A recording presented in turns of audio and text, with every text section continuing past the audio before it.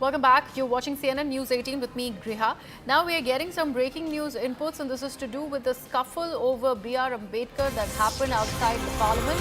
Now there's been a statement that has come about from the CISF on the Makardwar incident. And the CISF says that there has been no lapse on the part of the CISF. If by lapse, they say, if by lapse you mean weapons were allowed, then no weapon was allowed either. Remember, Congress had alleged that sticks attached to posters were weaponized. And to that, the CISF members have responded that if the honourable members of the parliament make allegations, the CISF chooses to keep mum. Let's take a look at the reaction first. No, ma'am, there was no lapse. And if you mean that by lapse, you mean to say that some weapon was allowed inside, so no weapon was allowed inside. And whatever has transpired, I think we have been reading about this. It has been deliberated time and again. No point of further deliberations, I suppose. Honorable members, if they make allegations, we keep quiet.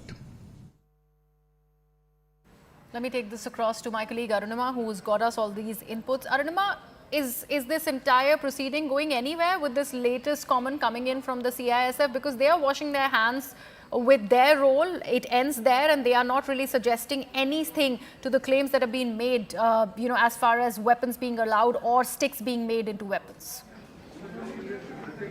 Yes, the CISF is not really commenting on the exact sequence of event also. When we asked them whether they felt that allegations or counter-allegations of any one party is closer to the truth, they choose to not, speak on that matter as well. 2-3 important points. One, when CISF was asked if they had carried out any kind of separation of the NDA and the India bloc, since both set of MPs were protesting, the response that we got was that this kind of situation was unprecedented. Nobody really thought that such a thing can happen.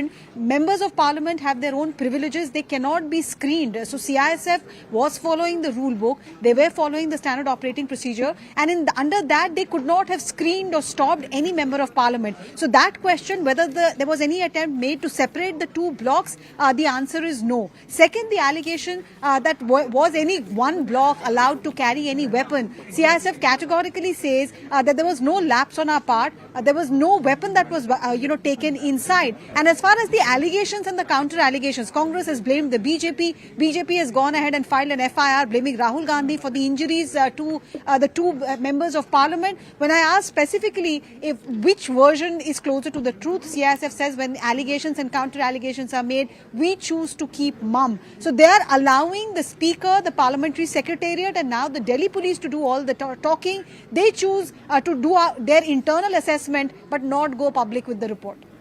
Right, Arunima, thank you so much for all of those details. An important update as far as the CISF version is concerned. Now they claim that there was no lapse on part of the CISF.